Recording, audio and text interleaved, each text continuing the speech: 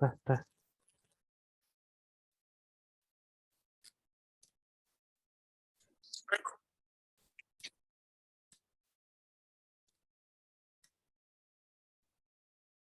Malam ini saya mau berbagi kasih karunia, lanjut ke fase ketiga ya.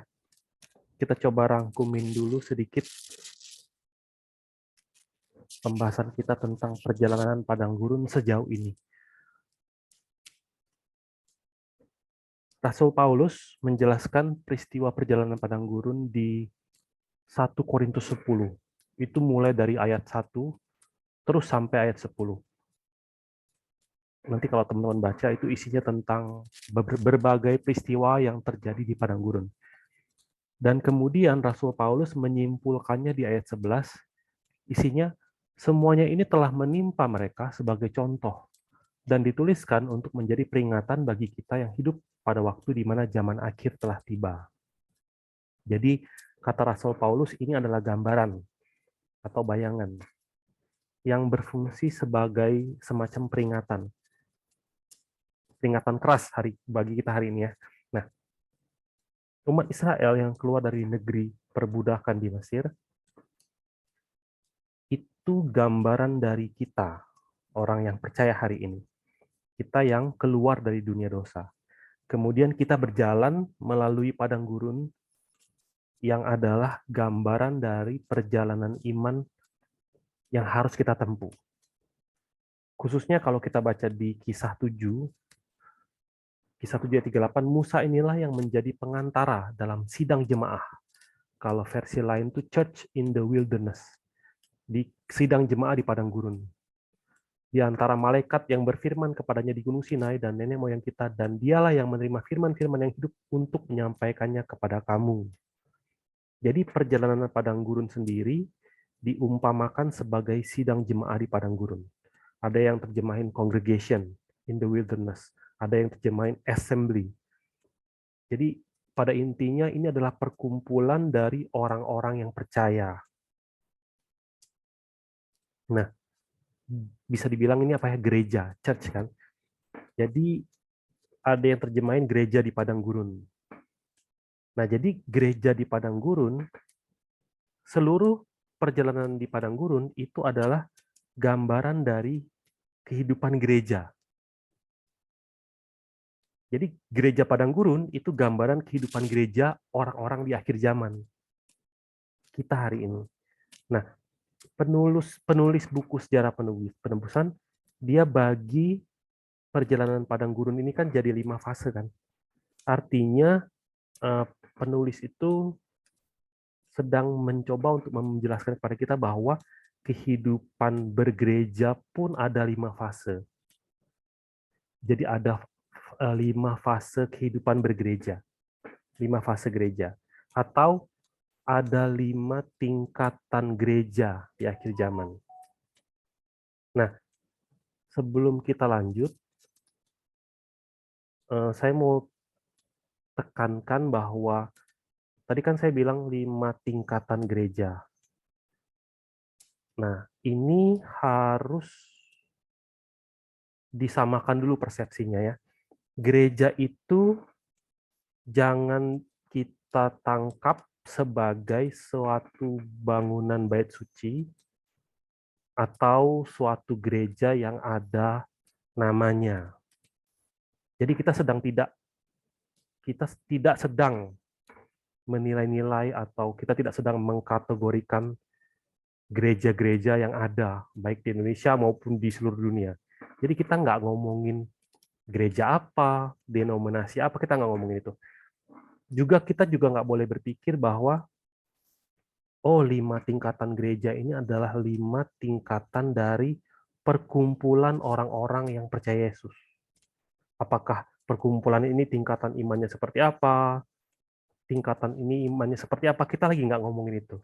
Jadi, sekali lagi ya, kita tidak lagi menilai kualitas iman ataupun tingkatan iman suatu kelompok atau orang lain, apapun itu. Enggak.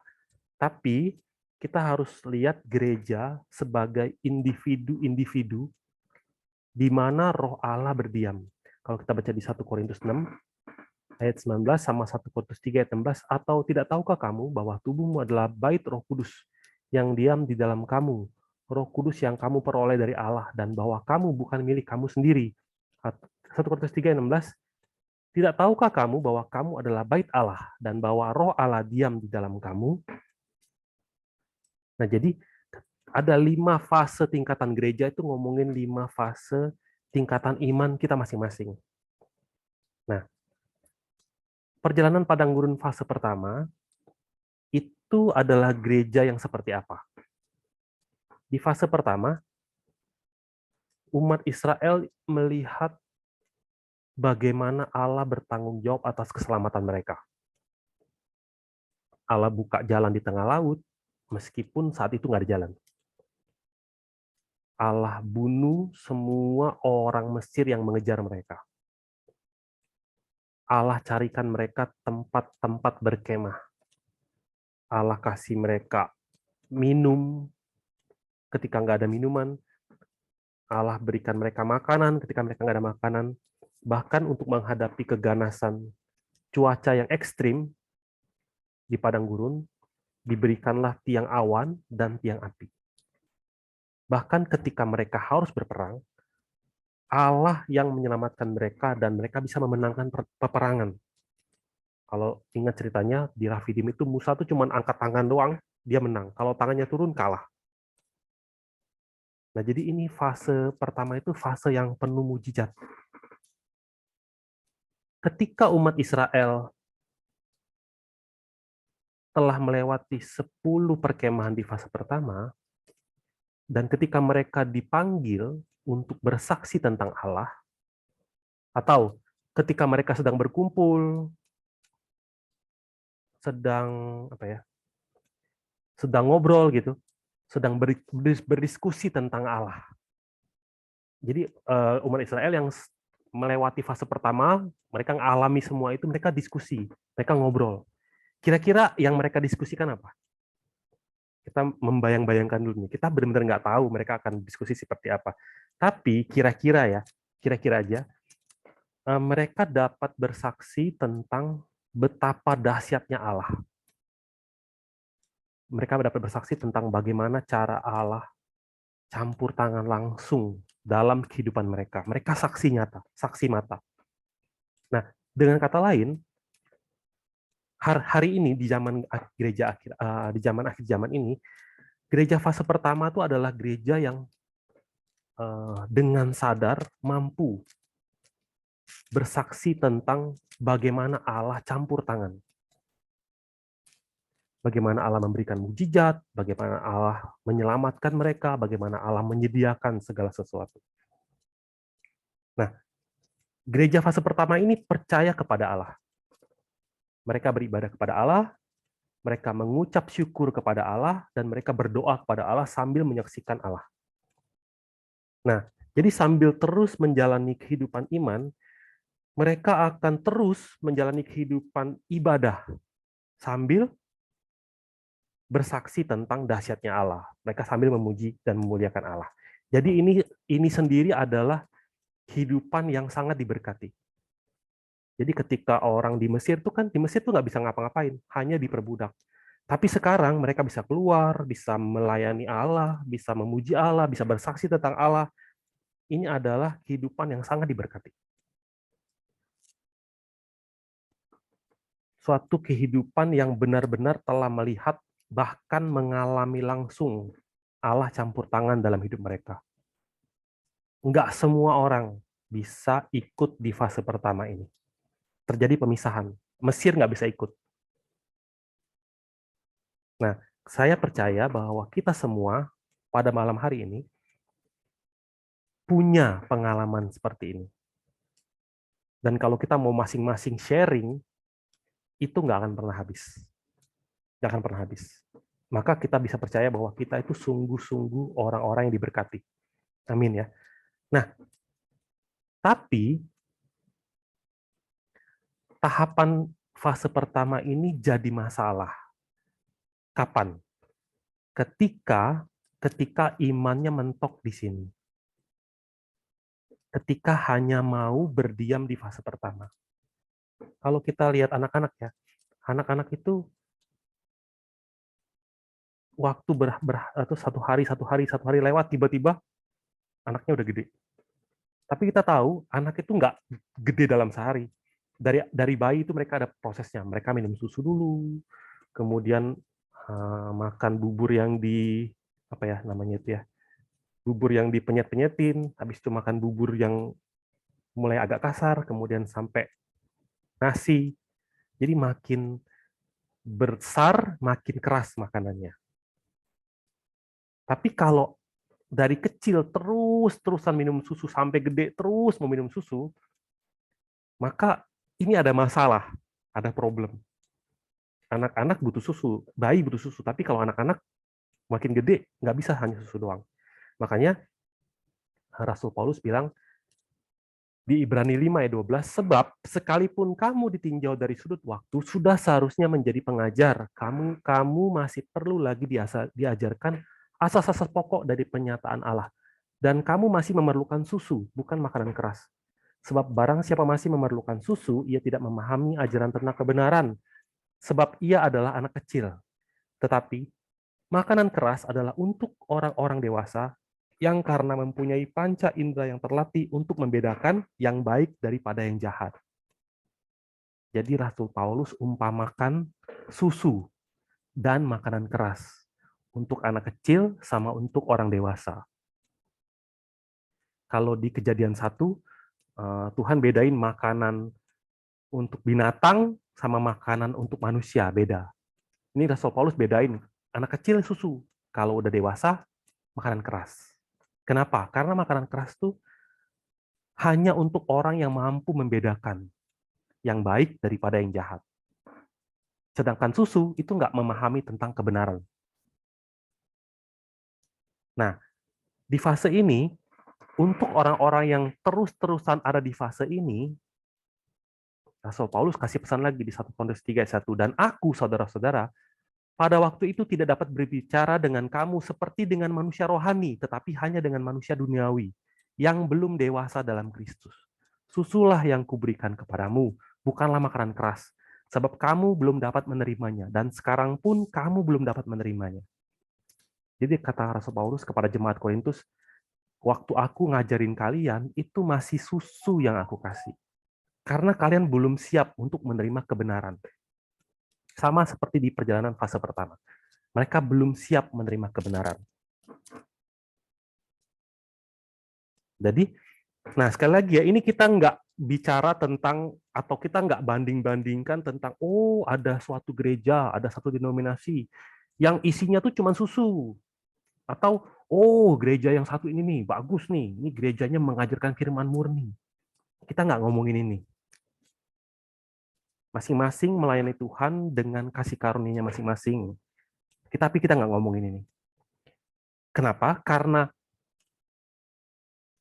meskipun gerejanya mengajarkan firman yang murni, kalau kitanya secara pribadi, lepas pribadi, sebagai orang percaya, hanya datang ke gereja dengan pikiran yang isinya hanya mencari Allah yang menyediakan, maka bertahun-tahun hanya seperti anak kecil yang mau cari susu. Jadi kalau anak kecil tuh, kalau kita bisa lihat dari anak kecil ya, mereka waktu bayi itu mereka di celana, nanti ada yang gantiin. Mereka tinggal nangis, orang tuanya langsung datang, buka popoknya ganti. Lapar nangis, orang tuanya langsung siapin susunya. Bajunya kotor, orang tua yang gantiin. Semuanya orang tua yang lakukan. Yang anak kecil itu perlu lakukan cuma satu, nangis. Nah, maka ketika anak-anak terus-terusan ada di fase pertama, ketika nangisnya itu nggak dipedulikan, atau ketika doanya nggak dijawab, saya sudah beribadah bertahun-tahun. Kayak kata khotbah pendeta kemarin. Anak sulung, aku udah bekerja bertahun-tahun buat ayah. Kenapa anak bungsu begitu pulang langsung dikasihin potong kambing muda. Ini saya udah beribadah bertahun-tahun, sudah melayani, kok susu nggak disediain. Kok nggak dibersihin? Ini orang tua seperti apa? Bisnis kok nggak lancar? Penyakit kok nggak sembuh? Jalan kok nggak bisa dibuka? Jodoh kok nggak dikasih-kasih? Sia-sia, sia-sia aku beribadah selama ini. Nah, ini fase pertama. Kacaunya fase pertama itu begitu. Nah, sedangkan fase kedua itu berbeda. Fase kedua dicatat di 1 Yohanes 2 ayat 15. Janganlah kamu mengasihi dunia dan apa yang ada di dalamnya. Jikalau orang mengasihi dunia, maka kasih akan Bapa tidak ada di dalam orang itu. Sebab semua yang ada di dalam dunia, yaitu keinginan daging dan keinginan mata serta keangkuhan hidup, bukanlah berasal dari Bapa, melainkan dari dunia. Dan dunia ini sedang lenyap dengan keinginannya. Tetapi orang yang melakukan kehendak Allah tetap hidup selama-lamanya. Rasul Yohanes tulis, ada keinginan mata, ada keinginan daging, ada keangkuhan hidup. Minggu lalu kita bahas ini. 3 hal ini dikatakan hal-hal yang ada di dunia. Bukan hal-hal yang berasal dari Allah. Kita juga udah lihat kan, di Taman Eden, perempuan itu melihat apa? Oh, sedap kelihatannya. Baik untuk dimakan. Memberikan pengertian. Nah, bahkan dia sampai kasih buahnya itu kepada suaminya. Supaya suaminya pun makan. Nah, dicatat di 1 Korintus 15 ayat 47, manusia pertama berasal dari debu tanah dan bersifat jasmani, sedangkan manusia kedua berasal dari sorga. Baik untuk dimakan, itu apa? Keinginan daging kan? Sedap kelihatannya, keinginan mata. Menarik hati, itu artinya apa? Kalau kamu makan, nanti akan jadi seperti Allah. Sama seperti Allah. Ada keangkuhan hidup. Jadi walaupun Taman Eden itu buatan Allah, keinginan mata, keinginan daging, dan keangkuhan hidup itu nggak berasal dari Allah. Tapi apa yang ada di dalam perempuan itu. Sekali lagi ya, walaupun Taman Eden itu buatan Allah, keinginan mata, keinginan daging, dan keangkuhan hidup itu bukan berasal dari Allah. Tapi apa yang ada di dalam perempuan itu. Bahkan sebelum dia makan buah itu. Sebelum dia makan, itu sudah ada. Tapi ketika digoda ular, dosa itu dibuahi. Nah, 3 hal ini wujudnya nggak nyata. Bukan hal-hal yang terlihat mata. Hal-hal yang ada di dalam. Maka bedanya pun juga nggak bisa pakai mata yang kelihatan. Tapi dibedakan dengan hikmat. Dengan pengertian. Manusia pertama, sifatnya jasmani. Kenapa? Karena dia dari debu. Makanya selalu jasmani.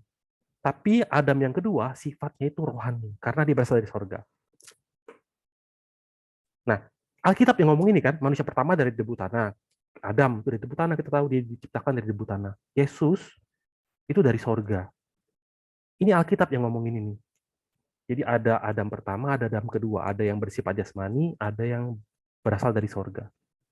Tapi, apakah hal berasal dari debu tanah dan berasal dari sorga itu dapat dibedakan dengan mata?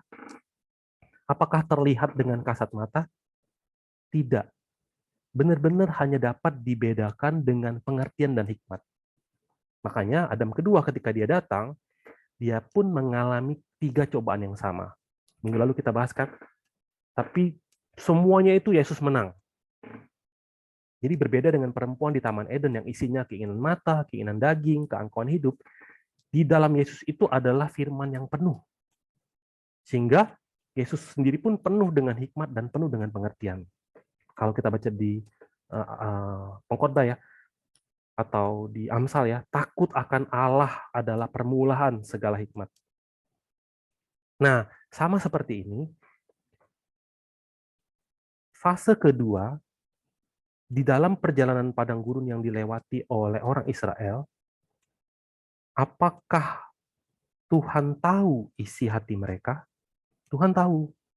Tapi apakah orang Israel sendiri tahu isi hati mereka? Mereka belum tahu. Makanya di fase kedua ini Allah perlihatkan. Allah perlihatkan dengan peristiwa-peristiwa. Nah, minggu lalu kita udah bahas nih. Fase kedua memperlihatkan dengan jelas identitas-identitas dari keinginan-keinginan ini. Di Gunung Sinai dikasih lihat apa? Patung lembu emas kan? untuk memuaskan keinginan mata mereka. Di Kibrot Tawa dikasih lihat apa? Memuaskan keinginan daging mereka. Di Haserot diperlihatkan apa? Betapa angkuhnya mereka yang mengejar posisi sejajar dengan Musa. Nah, karena apa yang dipikirkan melahirkan keinginan, apa yang kita pikirkan itu melahirkan keinginan. Nah, apa yang kita inginin ini menghasilkan perbuatan. Maka perbuatan-perbuatan mereka di perkemahan-perkemahan di fase kedua ini, itu benar-benar memperlihatkan isi dari pikiran mereka. Maka di Roma 8 dicatat, sebab mereka yang hidup menurut daging memikirkan hal-hal yang dari daging. Mereka yang hidup menurut roh memikirkan hal-hal yang dari roh. Karena keinginan daging adalah maut, tetapi keinginan roh adalah hidup dan damai sejahtera. Sebab keinginan daging adalah perseteruan terhadap Allah karena ia tidak takluk kepada hukum Allah. Hal ini memang tidak mungkin baginya. Akhirnya, lewat 3 perkemahan ini di fase kedua, kita bisa tahu apa? Atau mereka bisa sadar apa? Mereka bisa sadar bahwa mereka hanyalah daging. Jadi fase kedua itu adalah fase Allah memperlihatkan. Fase kedua ini berat, sangat berat. Di sini umat Israel diperlihatkan betapa jahatnya mereka. Diperlihatkan tentang keinginan mata, keinginan daging, keangkuhan hidup yang melekat dengan kuat di dalam diri mereka. Sudah ada di situ sebelum seluruh firman diberikan. Sudah ada di dalam mereka sebelum 10 perintah diberikan.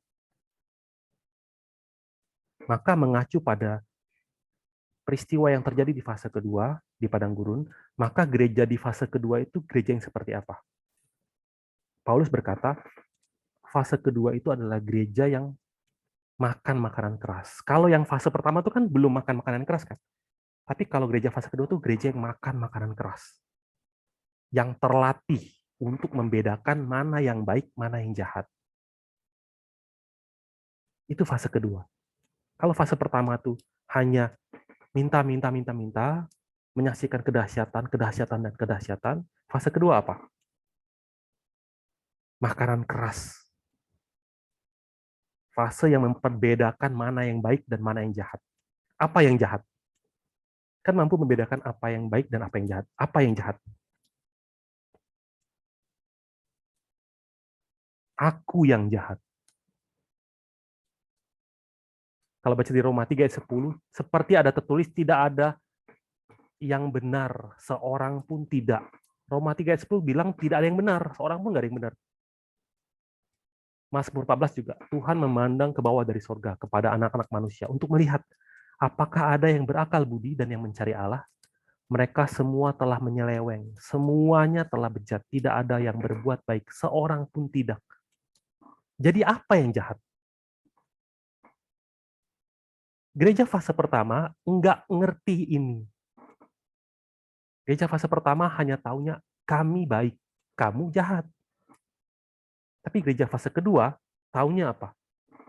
Aku yang jahat. Kenapa aku jahat? Bukan karena kelakuanku jahat. Tapi karena aku sendiri penuh dengan keinginan mata, penuh dengan keinginan daging, penuh dengan keangkuhan hidup. Penuh dengan hal-hal seperti itu. Karena sudah penuh di dalamnya, maka apa yang keluar di luar itu hanya action-nya. Tapi dari dalam sendiri sudah jahat. Apa yang baik? Kan mampu membedakan yang baik dan yang jahat. Apa yang jahat? Aku. Apa yang baik? Yang baik itu hanya Kristus. Hanya firman. Makanya setelah sadar apa yang baik dan apa yang jahat, maka yang jahat harus ngapain? Cari hikmat, cari akal budi. Ayub tulis, tetapi di mana hikmat dapat diperoleh?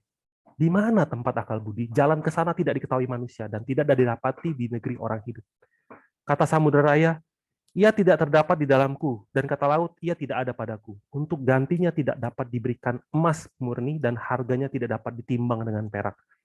Ia tidak dapat dinilai dengan emas ofir, ataupun dengan permata krisopras yang mahal, atau dengan permata lazurit. Tidak dapat diimbangi oleh emas atau kaca, ataupun ditukar dengan permata dari emas tua. Baik gewang, baik hablur tidak terhitung lagi. Memiliki hikmat adalah lebih baik daripada mutiara. Permata krisolit Ethiopia tidak dapat mengimbanginya. Ia tidak dapat dinilai dengan emas murni. Ayub membanggakan hikmat begitu tingginya sampai dia umpamakan segala sesuatu yang dianggap berharga di dunia ini tidak mampu mengimbanginya. Tidak dapat mengimbanginya.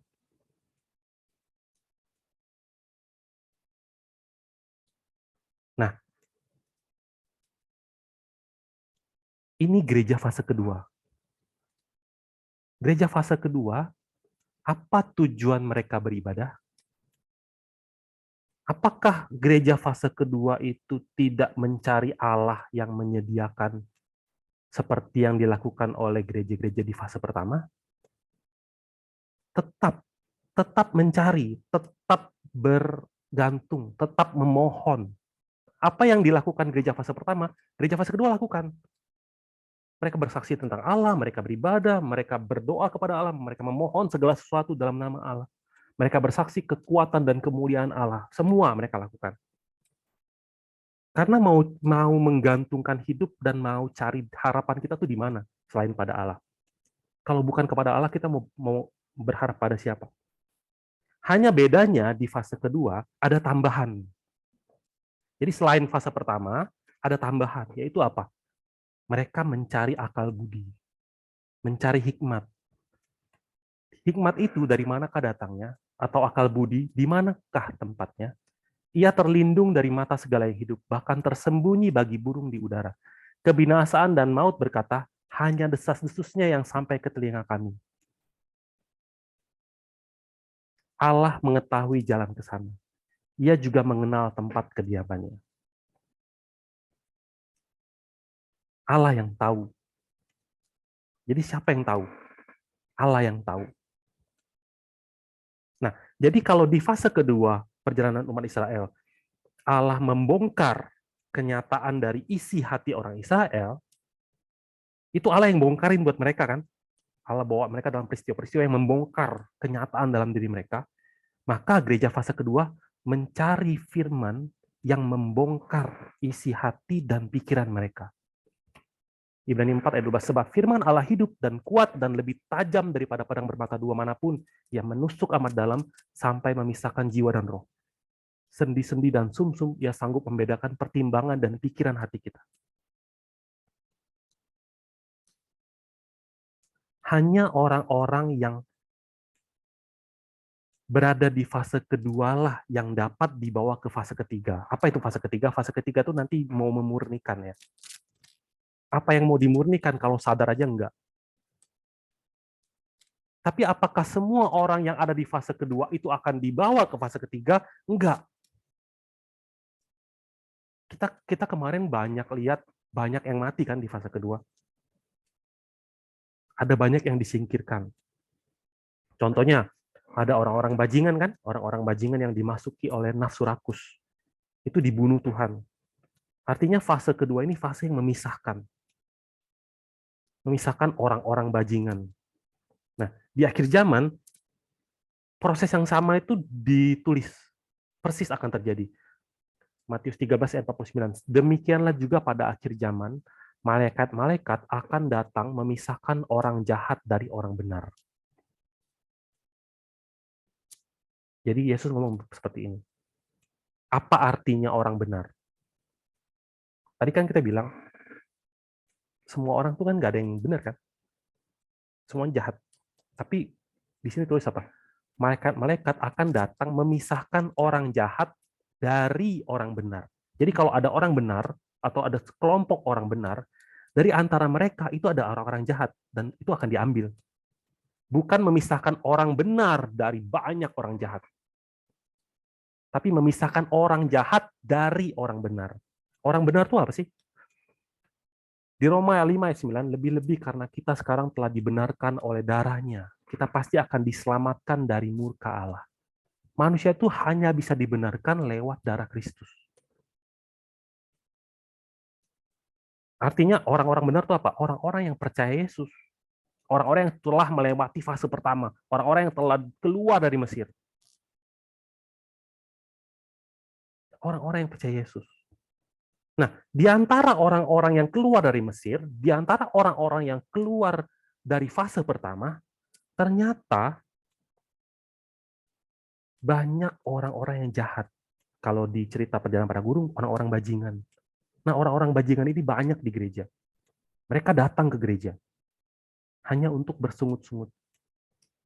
Hanya kalau di buku dicatat orang yang hanya mau seminimal mungkin terlibat dari gereja karena benar-benar takut dirugikan. Kerjaan mereka tuh hanya sungut-sungut, komplain, sama provokator. Untuk mereka mau jalan masuk ke Kanaan, jauh dari pikiran mereka. Untuk mereka mau cari hikmat, jauh. Untuk menyadari keadaan hatiku seperti apa, itu nggak ada dalam agenda mereka. Orang-orang seperti ini disingkirkan. Artinya apa? Sifat-sifat seperti ini itu harus disingkirkan dari hati kita. Nah, setelah sadar fase kedua itu ada di dalam setiap kita, maka fase ketiga tuh ngapain? Fase ketiga tuh fase yang memurnikan. Kita akan masuk ke fase ketiga ya. Saya akan bahas satu perkemahan saja di fase ketiga ini. Di fase ketiga, penulis bagi perkemahannya sebanyak ini. Kenapa sebanyak ini? Karena kalau teman-teman lihat di ayat 18, mereka berangkat dari Hazerot, lalu berkemah di Ritma. Ayat 36, mereka berangkat dari Ezion Geber, lalu berkemah di padang gurun Zin, yaitu Kades. Nah, jadi dari Ritma sampai Kades, itu periodenya 38 tahun. Kalau kemarin tuh 10 perkemahan, fase pertama tuh cuma 45 hari. Fase kedua itu nanti mereka di Gunung Sinai mereka lama, habis itu di fase kedua tuh sebentar banget, tapi fase ketiga ini 38 tahun. Ritma sama Kades itu adalah tempat yang sama. Tempatnya sama. Nah, jadi kita bisa simpulkan bahwa fase ketiga adalah fase di mana mereka tuh diputer-puterin di padang gurun selama 38 tahun, berarti hampir 40 tahun ya. Diputer-puterin untuk balik ke tempat yang sama. Tapi bedanya apa? Bedanya arti nama. Kalau ritma itu artinya bound, bound, menempel, menambatkan, mengikat dengan sangat keras. Ritma itu erat banget, nempel banget. Kades itu dari kata hodes kan, kudus atau dipisah atau terpisah. Jadi yang satunya lengket, yang satunya pisah. Nah, kita akan lihat seberapa lengketnya mereka ya. Kita baca dulu ritma nih.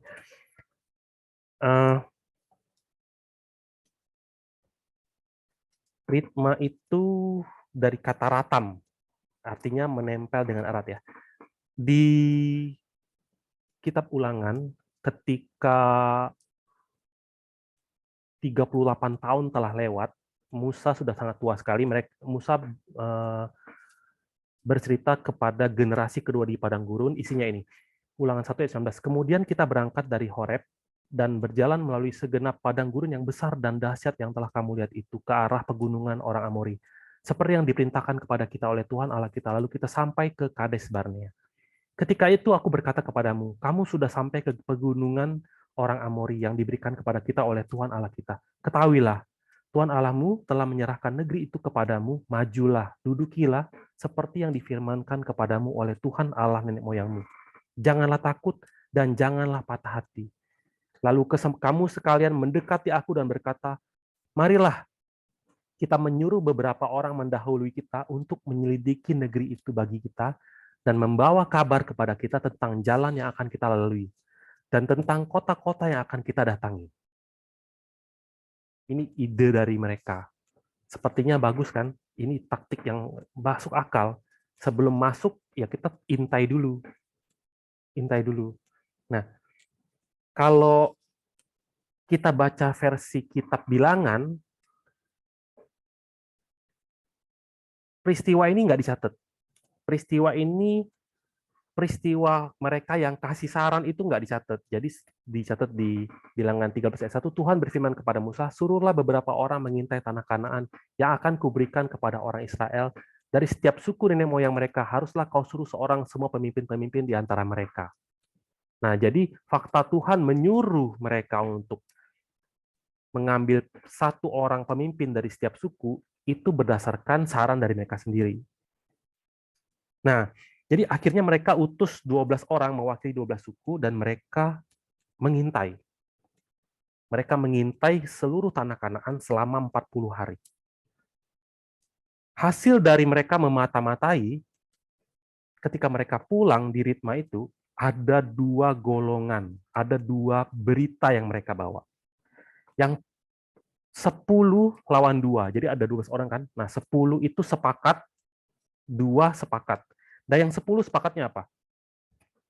Bilangan 13 ayat 31. Tetapi orang yang pergi ke sana bersama-sama dengan dia berkata, kita tidak dapat maju menyerang bangsa itu karena mereka lebih kuat daripada kita.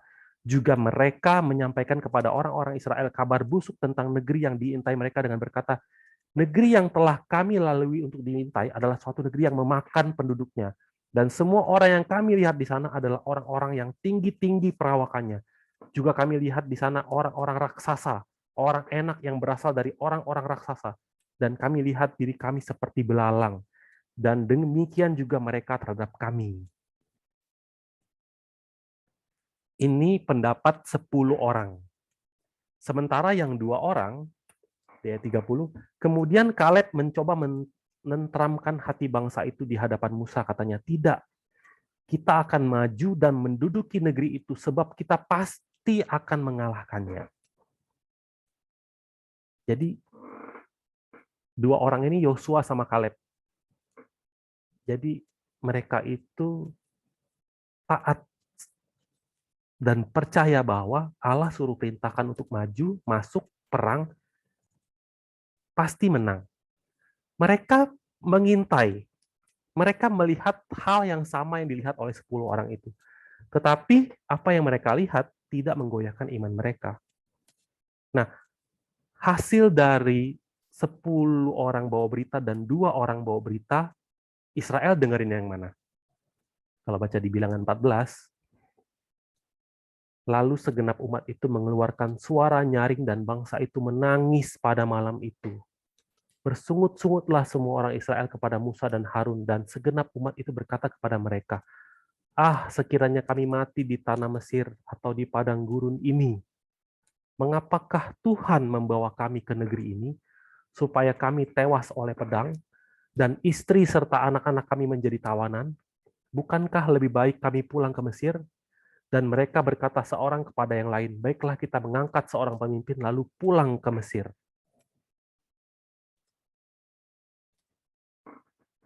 Bilangan 14 ayat 6 sampai 10 ya. Tetapi Yosua bin Nun dan Kaleb bin Yefune yang termasuk orang-orang yang telah mengintai negeri itu mengoyakkan pakaiannya dan berkata kepada segenap umat Israel, negeri yang kami lalui untuk diintai itu adalah luar biasa baiknya. Jika Tuhan berkenan kepada kita, maka Ia akan membawa kita masuk ke negeri itu dan akan memberikannya kepada kita. Suatu negeri yang berlimpah-limpah susu dan madunya. Hanya janganlah memberontak kepada Tuhan, dan janganlah takut kepada bangsa negeri itu, sebab mereka akan kita telan habis. Yang melindungi mereka sudah meninggalkan mereka, sedang Tuhan menyertai kita. Janganlah takut kepada mereka. Ini kan iman yang luar biasa kan dari Yosua dan Kaleb. Mereka mencoba memenangkan umat Israel. Tapi ayat 10 apa yang terjadi? Lalu segenap umat itu mengancam, hendak melontari kedua orang itu dengan batu. Tetapi tampaklah kemuliaan Allah di kemah pertemuan kepada semua orang Israel. Hasil dari mengintai, kabar yang dibawa adalah ketidakpercayaan. Kenapa ketidakpercayaan? Bukan apa yang mereka lihat yang membuat mereka tidak percaya. Bukan. Tapi di dalam mereka sudah ada benih-benih ketidakpercayaan. Waktu mereka mohon untuk pergi, Tuhan udah tahu. Makanya dari awal mereka minta untuk mengintai dulu. 1 hari mengintai, mereka lihat mati kita. 2 hari mengintai, mereka lihat apa? Mati kita. 40 hari mengintai, mati kita. Kita pun hidup udah berapa puluh tahun sih sampai hari ini? terhadap peristiwa satu, peristiwa satu, peristiwa satu, apa yang sering kita katakan? Mati kita kali ini. Nah, sama seperti pengintai-pengintai itu, mereka bilang apa? Gawat. Ini benar-benar gawat. Kemungkinan kita untuk menaklukkan tanah Kanaan itu 0%.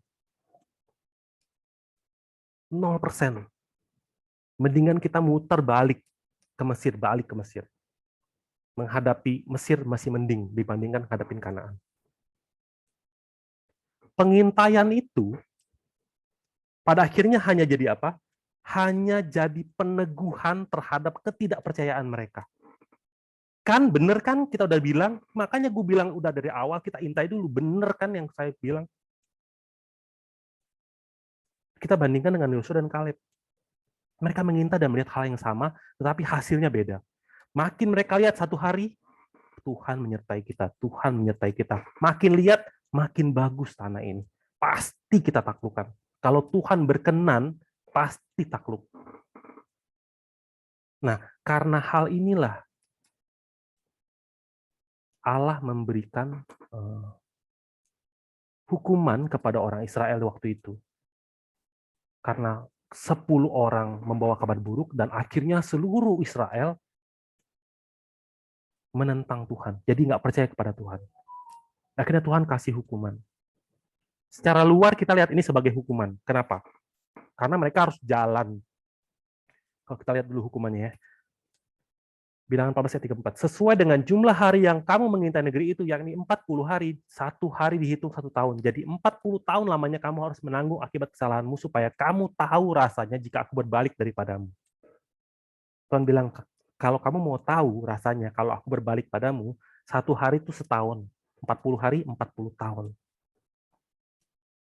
Hukuman. Dari luar ini hukuman. Padahal sebenarnya ini kasih karunia Allah. Ini kasih karunia Allah. Ini bisa kita mengerti kalau kita memahami apa yang hendak disampaikan oleh penulis di buku 2. Mereka harus jalan di padang gurun 40 tahun. Kabar buruk hasil mengintai itu telah kayak corona, kayak virus, menyebar dengan dahsyat. Racun. Menyebar ke seluruh Israel. Masing-masing orang menggerutu. Tadi kita bacakan di dalam kemahnya masing-masing. Di dalam kemahnya mereka malam-malam itu terdiam, mereview seluruh perjalanan padang gurun yang telah mereka lewati sejauh ini, sambil merengut, sambil muka tertunduk, bahkan banyak yang nangis. Saya nggak tahu peristiwa itu seperti apa, tapi kalau saya berkaca dalam kehidupan saya secara pribadi, banyak hari-hari di mana saya lewati sambil menunduk, bahkan menangis dengan tawar hati sambil meratapi nasib. Karena apa? Karena ketidakpercayaan. Masing-masing orang di dalam kemah mereka telah melupakan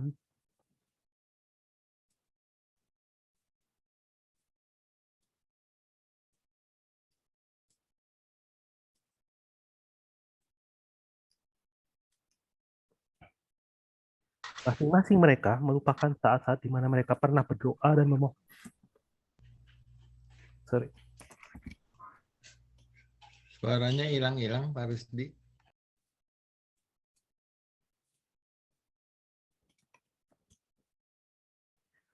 Masing-masing orang di dalam kemahnya masing-masing, mereka melupakan saat-saat di mana mereka pernah berdoa dan memohon sesuatu, dan di dalam perkemahan mereka, mereka melupakan bagaimana Allah mengabulkan doa mereka sejauh ini. Bagaimana Tuhan telah menjaga mereka sejauh ini. Mereka lupa semua. Ketidakpercayaan tuh merenggut semua fase-fase yang telah mereka lewati. Kalau baca di Bilangan 1 ayat 7, kamu menggerutu di dalam kemahmu serta berkata, karena Tuhan membenci kita, maka ia membawa kita keluar dari tanah Mesir untuk menyerahkan kita ke dalam tangan orang Amori, supaya dimusnahkan. Kemanakah pula kita maju? Saudara-saudara kita telah membuat hati kita tawar dengan mengatakan orang-orang itu lebih besar dan lebih tinggi daripada kita. Kota-kota di sana besar dan kubu-kubunya sampai ke langit. Lagi pula kami melihat orang-orang enak di sana. Jadi apa ya?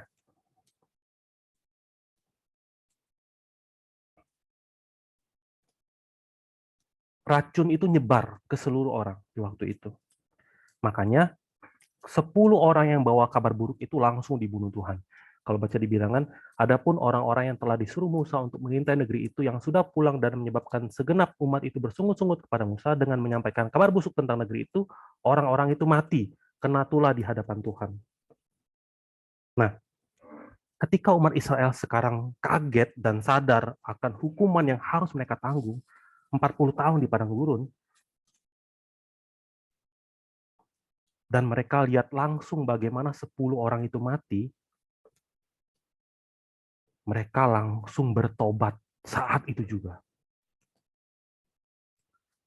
Setelah Musa menyampaikan perkataan ini kepada semua orang Israel, maka berkabunglah bangsa itu dengan sangat, sangat. Atau lebih tepatnya, mereka pikir mereka telah bertobat. Ayat 40. Dan keesokan harinya, bangunlah mereka pagi-pagi, hendak naik ke puncak gunung sambil berkata, sekarang kita hendak maju ke negeri yang difirmankan Tuhan itu. Memang kita telah berbuat dosa. Jadi dengan kata lain, mereka bilang pagi-pagi, oke, kami memang salah. Kami bertobat, kami mohon ampun, kami minta maaf. Sekarang kami mau masuk ke negeri itu, kami mau nyerang. Tapi sebenarnya ya, tindakan mereka ini bukan karena mereka percaya kepada Allah, tapi karena mereka nggak mau jalan di padang gurun 40 tahun. Mereka nggak ngerti tentang ketaatan. Mereka nggak ngerti tentang hal-hal yang Tuhan sedang tunjukkan di dalam hati mereka. Mereka nggak ngerti kalau ini bukan soal menyerang atau tidak menyerang. Ini soal menyelesaikan keinginan mata, keinginan daging, dan keangkuhan hidup. Menyelesaikan apa yang ada di dalam hati mereka. Menyelesaikan betapa duniawinya mereka. Ini soal membuat mereka menjadi manusia rohani yang mampu membedakan yang baik dan jahat, di mana keinginannya nanti cocok dengan keinginan Allah. Kehendak mereka cocok dengan kehendak Allah. Nah, kehendak Allah sekarang itu apa? Mereka jalan di padang gurun 40 tahun. Tapi mereka, apakah mau? Mereka nggak mau. Diperingatkan jangan maju pun mereka ngotot maju. Kalau baca di 41, tetapi kata Musa, mengapakah kamu hendak melanggar titah Tuhan? Hal itu tidak akan berhasil. Janganlah maju. Sebab Tuhan tidak ada di tengah-tengahmu, supaya jangan kamu dikalahkan oleh musuhmu. Sebab orang Amalek dan orang Kanaan ada di sana di depanmu, dan kamu akan tewas oleh pedang. Dari sebab kamu berbalik membelakangi Tuhan, maka Tuhan tidak akan menyertai kamu. Meskipun demikian, mereka nekat naik ke puncak gunung itu, tetapi tabut perjanjian Tuhan dan Musa juga tidaklah meninggalkan tempat perkemahan. Di fase pertama, terjadi pemisahan antara orang Mesir dan orang Kanaan. Di fase kedua, terjadi pemisahan antara orang yang beribadah di bawah gunung dan orang yang beribadah di atas gunung. Di fase ketiga, dimulai dengan pemisahan orang-orang meninggalkan Tuhan untuk pergi seolah-olah mentaati perintah Tuhan. Dengan mereka memutuskan untuk tetap menyerang, menampakkan bahwa bagi mereka keinginan Allah, kehendak Allah itu nggak penting. Orang yang hanya bisa lihat ke satu arah saja. Nempel sekali dengan keinginan, nempel sekali dengan kehendak mereka sendiri. Sehingga apa yang Tuhan mau berikan tuh mereka nggak ngerti. Awalnya mereka bilang apa? Kita tuh kayak, kalau kita ya dibandingin sama orang Kanaan, itu kayak jangkrik lawan raksasa. Begitu dihukum 40 tahun, mereka benar-benar nggak bisa terima. Jangkrik lah. Raksasa lah kita hajar. Mungkin bisa menang, kan kita udah tobat. Kan kita udah ngaku salah kan? Kita udah bertobat kan? Sementara pertobatan sejati itu apa? Melibatkan perubahan pengertian. Sehingga benar-benar dapat berbalik dari jalan yang lama sambil kembali ke jalan yang mendekat kepada Bapa. Bertobat itu tentang apa sih? Bertobat itu tentang kembali kepada Allah. Tapi mereka memilih meninggalkan Allah dan tidak menghiraukan kehendak Allah, dan mereka mengedepankan apa? Kehendak mereka sendiri. Kalau kita mau ngomong adil ya, harusnya Yosua dan Kaleb itu yang paling duluan protes. Tuhan, tunggu dulu Tuhan. 10 orang pengintai itu memang mereka tuh jahat. Mereka parah. Umat Israel juga parah kemakan omongan mereka. Tapi Tuhan, kami ini 2 orang laporannya bagus loh. Hasil pengintaian kami itu walaupun jelek, kami beriman kepadamu. Kami sama sekali nggak ada ketidakpercayaan loh. Ingat kan? Kami yang menguatkan orang-orang Israel. Apakah kami harus ikutan dihukum jalan 40 tahun di padang gurun? Tapi apakah Yosua dan Kaleb protes? Bagi Yosua dan Kaleb, mau 10 tahun kek, 20 tahun kek, mau 40 tahun kek, mau 400 tahun kek, asal aku sama Allah dan aku sama dengan kehendak Allah, aku bersama dengan kehendak Allah, kemanapun Tuhan menuntun, itu adalah tanah yang berlimpah susu dan madu. Kanaan sejati. Maka di Ritma terjadi pemisahan bersama Allah dan yang meninggalkan Allah. Hasilnya apa? Lalu turunlah orang Amalek dan orang Kanaan yang mendiami pegunungan itu dan menyerang mereka. Kemudian orang itu mencerai-beraikan mereka sampai ke Horma. Ritma. Mereka mulai dengan keadaan yang seperti ini. Betapa kasihannya, kasihan sekali mereka ini. Tapi setelah mereka melewati 38 tahun di padang gurun, hati mereka diubah. Nah, fase ketiga, itu adalah fase yang membawa kita kepada pengudusan. Semoga kita semua menjadi orang-orang yang mampu dan mau di bawah Tuhan melewati fase ini, sehingga pada akhirnya kita pun bisa menerima kekudusan sebagai hadiah. Pembahasan kita sampai di sini dulu. Nanti kita akan bahas fase-fase perkemahan-perkemahan berikutnya. Kita doa dulu yuk. Allah Bapa yang bertata di kerajaan surga, kami mengucap syukur Bapa atas kasih karunia-Mu, karena lewat buku sejarah penebusan Engkau menjelaskan kepada kami kronologis yang terjadi di dalam perjalanan yang dilewati oleh umat Israel. Bapak, biarlah jalan-jalan tersebut menjadi jalan-jalan yang dahulu kala yang diperlihatkan kepada kami. Biarlah kami dapat melihat mana jalan yang baik dan yang harus kami tempuh. Dan biarlah pada jalan itu kami dapat menemukan kasih karunia dan menemukan hati Allah. Bapak, berikanlah kami kasih karunia-Mu untuk dapat melewati segala kesulitan dan perkemahan yang Kau tuntun, dan biarlah Engkau membawa kami dengan memegang kami dan menuntun kami, dan biarlah kami tidak mengandalkan kekuatan kami, tapi mengandalkan kasih karunia yang berasal daripada-Mu. Dan Bapa, biarkanlah Engkau memberikan kami kelembutan hati, dan kami mohon agar Engkau membuang semua perkataan-perkataan dan pembahasan yang salah pada hari ini, dan biarlah hanya perkataan kebenaran firman-Mu saja Bapa yang masuk ke dalam hati kami. Dengan meninggikan nama Yesus Kristus yang hidup, kami berdoa dan mengucap syukur. Amin. Kita tutup dengan doa Bapa kami ya. Bapa kami yang di sorga, dikuduskanlah nama-Mu, datanglah kerajaan-Mu, jadilah kehendak-Mu di bumi seperti di sorga. Berilah kami pada hari ini makan kami yang secukupnya, dan ampunilah kesalahan kami, seperti kami pun mengampuni orang yang bersalah kepada kami. Jangan masukkan kami dalam pencobaan, tetapi lepaskanlah kami dari jahat, karena Engkau yang punya kerajaan dan kuasa dan kemuliaan sampai selama-lamanya. Beri kemuliaan pada Tuhan. Terima kasih Pak Rusdi. Thank you. Thank you, bro. Thank you, Coach Rusdi. Thank you.